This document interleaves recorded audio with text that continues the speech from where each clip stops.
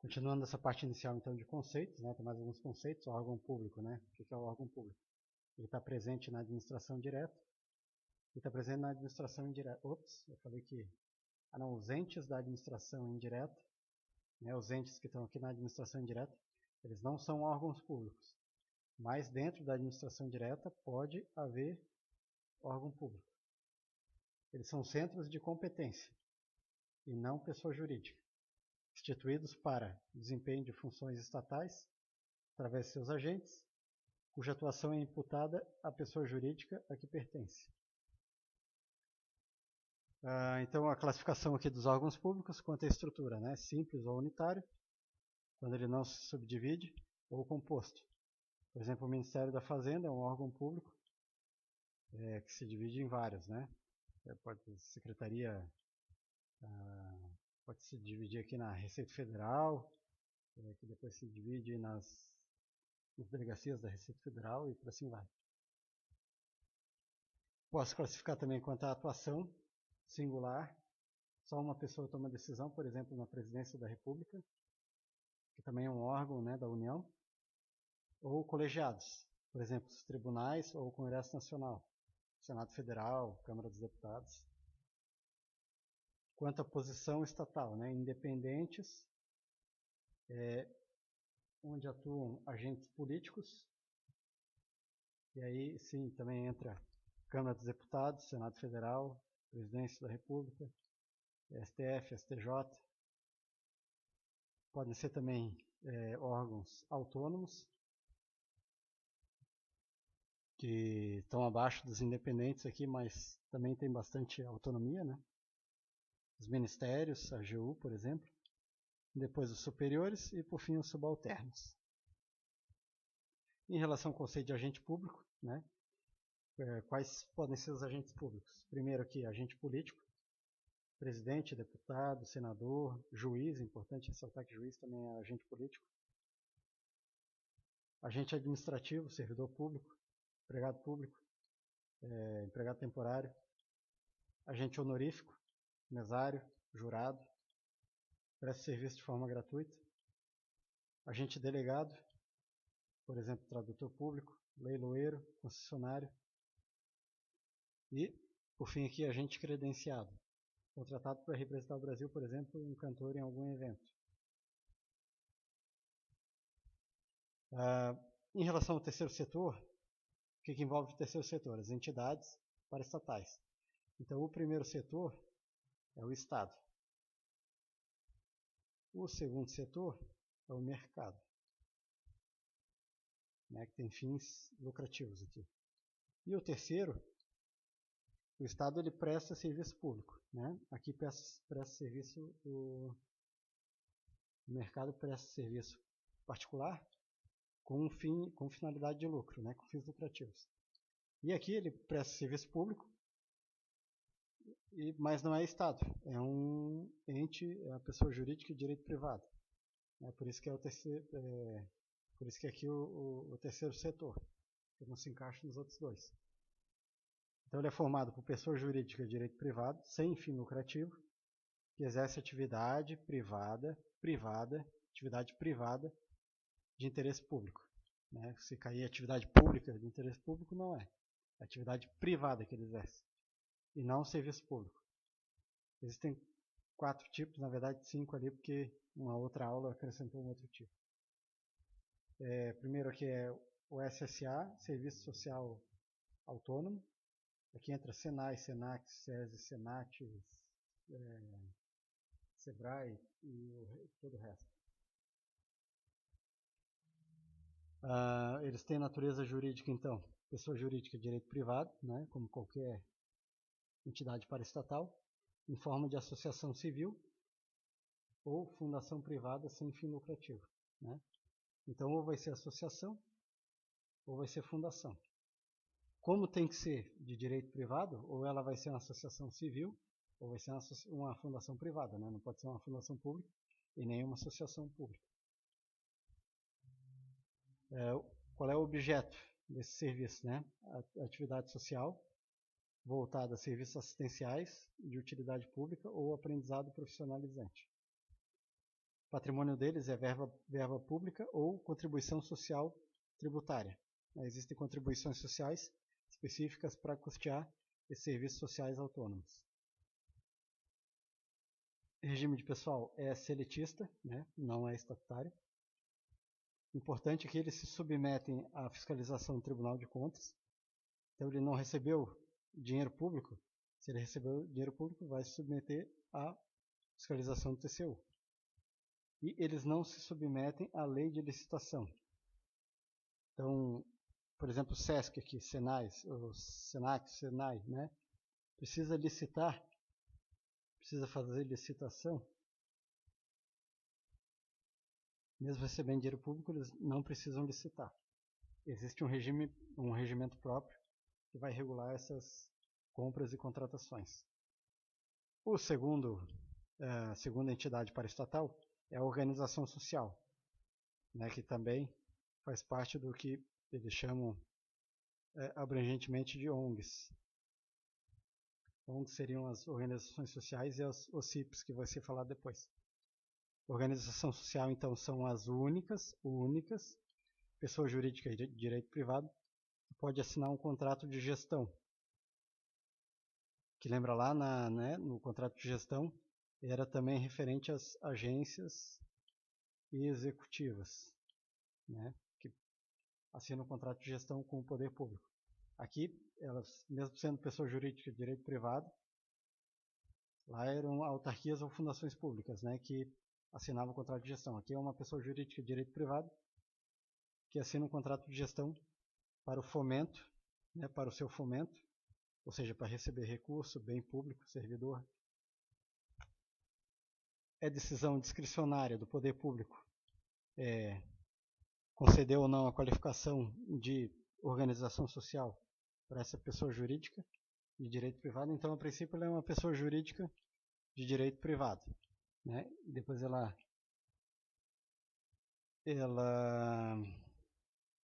solicita uma habilitação ao ministério competente. Então, ela vai lá no ministério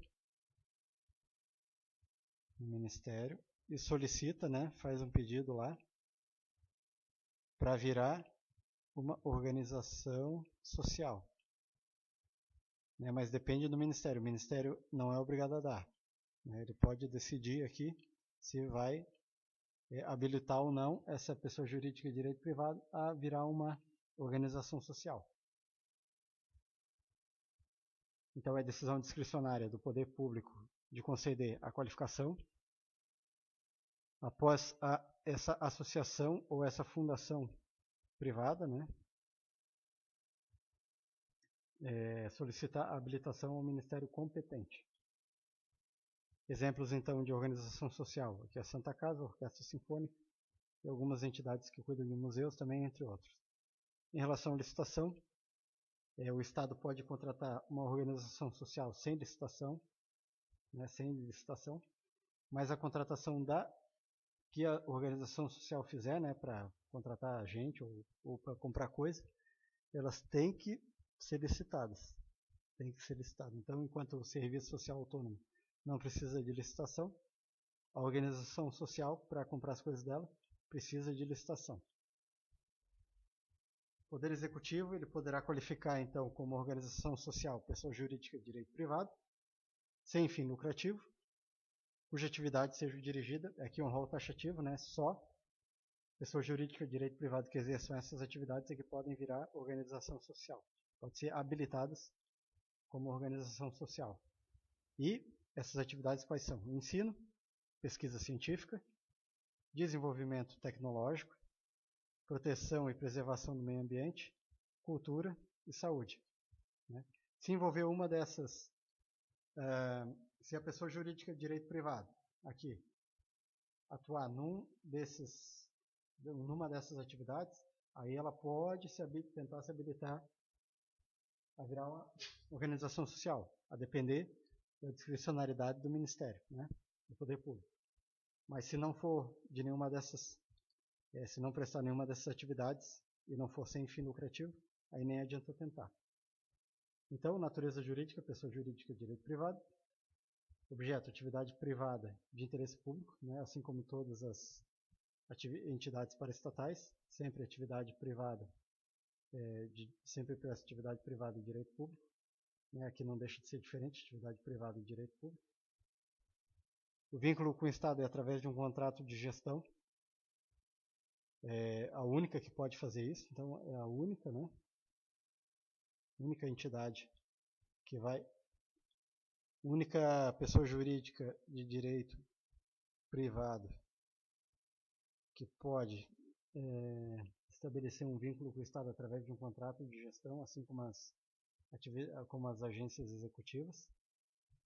O patrimônio dela é formado por verba pública, bem público e servidor público, né, que são cedidos através desse contrato de gestão, além do que for próprio dela, né, e pode sofrer fiscalização do TCU e do órgão ao qual se vincula.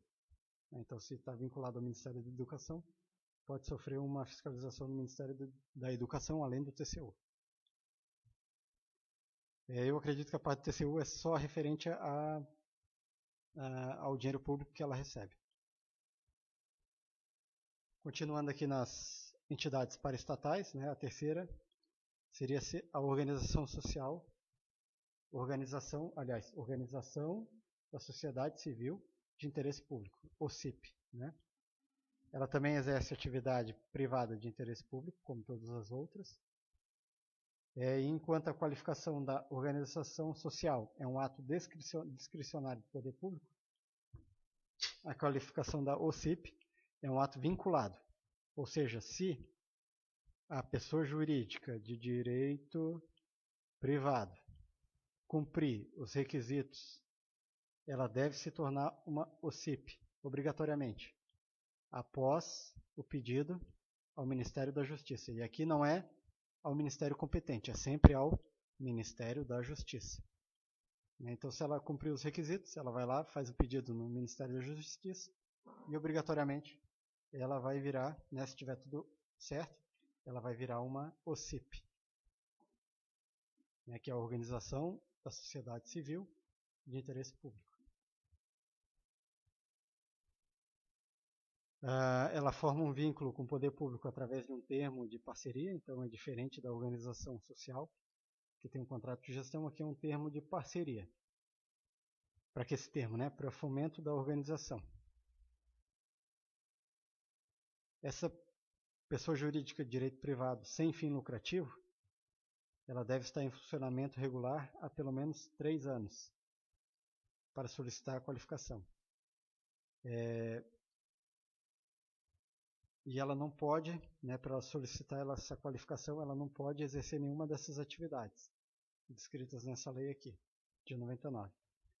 A sociedade não pode ser sociedade comercial, sindicato, associação de classe ou representação de categoria profissional.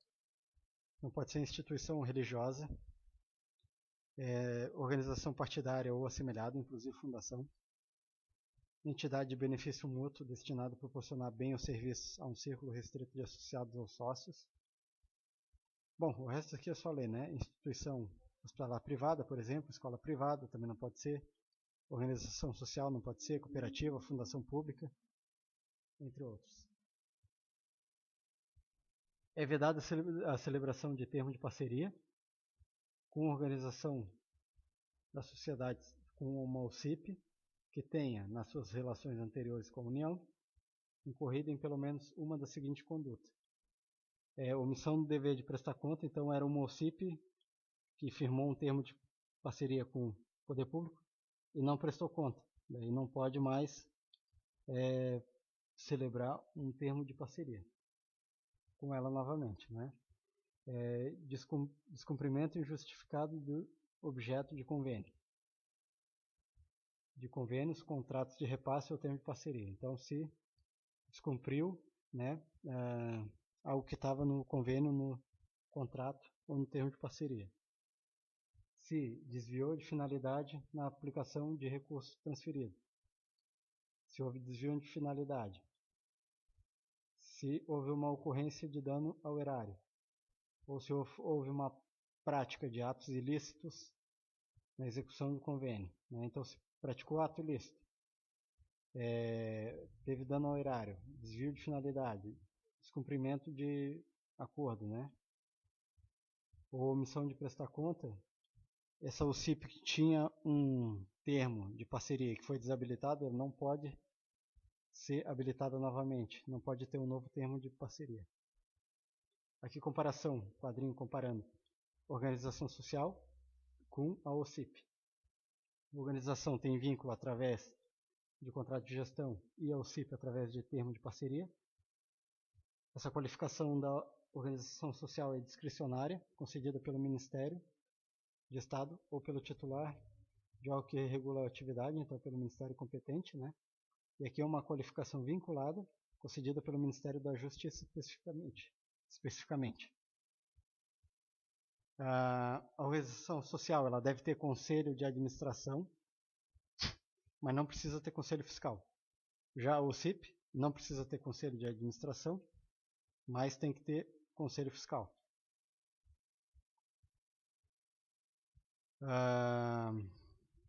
Ela é uma hipótese de licitação, tem hipótese, né, de licitação dispensável. Quando o poder público, por exemplo, contratar uma organização social, não vai precisar de licitação. E já na OCIP aqui a licitação não pode ser dispensada, ela tem que obedecer sempre à licitação. Aqui ocorre desqualificação se descumprir o contrato de gestão na organização social e a desqualificação da OCIP é se descumprir a lei, né? Nesses casos aqui, ó, omissão de prestar conta, descumprimento, né? Todos esses fatores que já foram falados. E continuando as últimas entidades paraestatais, a quarta aqui é a entidade de apoio.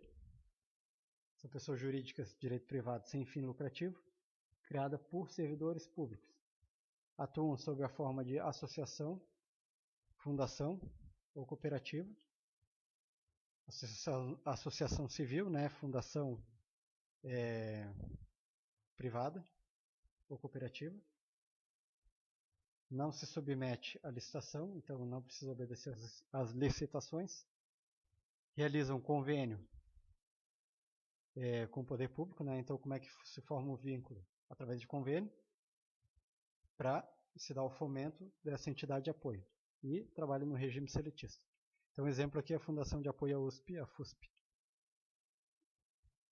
E por último aqui, a Instituição Comunitária de Educação Superior, ICES.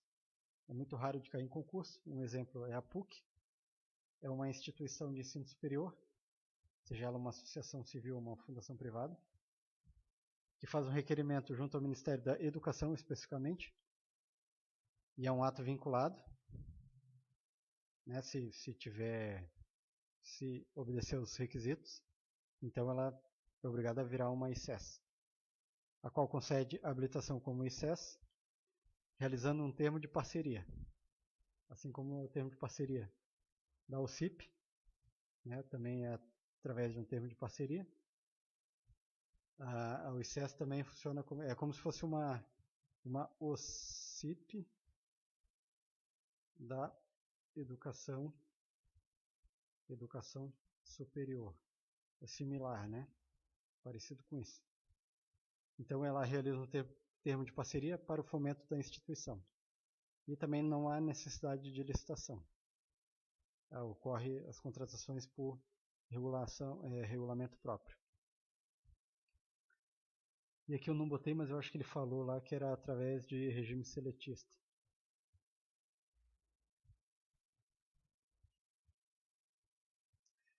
E aqui por último, então, nessa parte de conceito, quais são as fontes do direito administrativo? Eu tenho a fonte primária, única primária, que é a lei. Fonte primária do direito administrativo, a principal função das demais fontes, então, né, essas 4 outras fontes, é de complementar os comandos legais. Então eu tenho a lei que é primária e as 4 outras fontes que são fontes secundárias, elas complementam os comandos legais que a lei definir. A lei está falando aqui lei em sentido amplo, né? Lei em sentido lato. Lato é amplo. Depois eu tenho as fontes secundárias, que são a doutrina, que é conjunto de opinião e interpretação dos juristas, A doutrina ela tende a se universalizar, então ela tende a ser semelhante em outros países, por isso que doutrinadores às vezes seguem doutrinadores italianos ou franceses ou americanos, por exemplo.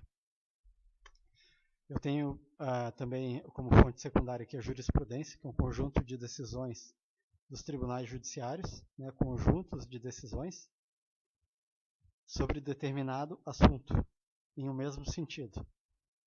Né, então, se um tribunal decidiu, ou vários tribunais, né, um conjunto de decisões de vários tribunais estão decidindo no mesmo sentido, cria-se então uma jurisprudência. Ela tende a se nacionalizar, ou seja, a interpretação da lei é diferente do que em outro país. Então, eu tenho uma interpretação no Brasil, uma jurisprudência diferente da jurisprudência dos Estados Unidos. Enquanto a doutrina, eu posso ter uma doutrina aqui que é igual à doutrina na Itália. Outra fonte secundária aqui, são os regulamentos, são atos normativos infralegais que complementam as leis. Aqui entra decreto, portaria, instrução normativa, né, entre outros. E eu tenho também os costumes aqui como fonte secundária, são normas não escritas que complementam a lei no que for omisso.